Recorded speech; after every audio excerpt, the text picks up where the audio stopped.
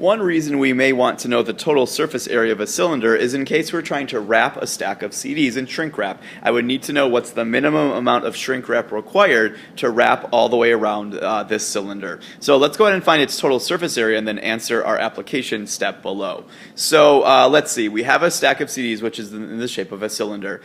They've told me that each CD has a height of 1.2 millimeters. And since I have 20 CDs in the stack, I'm going to have a total height of 1.2 times 20 CDs for a total of 24 millimeters for the height. Next up, I need to find the area of the base and the perimeter, or we'd call it circumference of the base, since our base is a circle. So our area of the base formula is going to be pi r squared, since our base is a circle. So getting an approximate answer, I'm going to do 3.14 times a radius they've told me is 60 for the CD, 60 millimeters. So 3.14 times 60 squared. That gets me a base area of about 11304. Sorry, just checking my notes. So 11,304. And then finally, let's find the perimeter of the base. Well, since our base is a circle, we want to find the distance around, which we just call circumference, not perimeter. But we'll use the formula 2 pi r to find the circumference of this circle. So once again, getting an approximate answer, I'm going to do 2 times 3.14 times a radius of 60. And that gets me a circumference of about 376.8.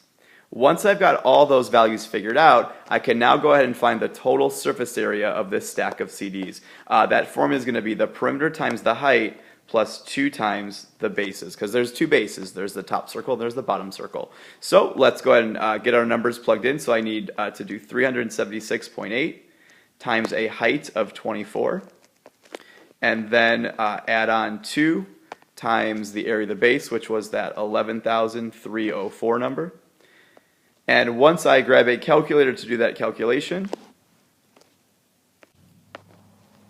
I come up with a total surface area for one stack of CDs to be approximately 31,651.2 square millimeters.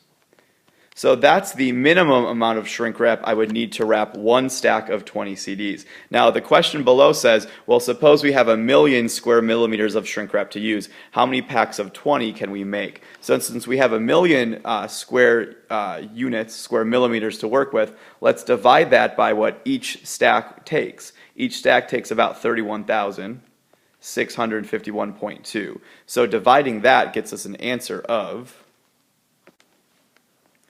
approximately 31.59.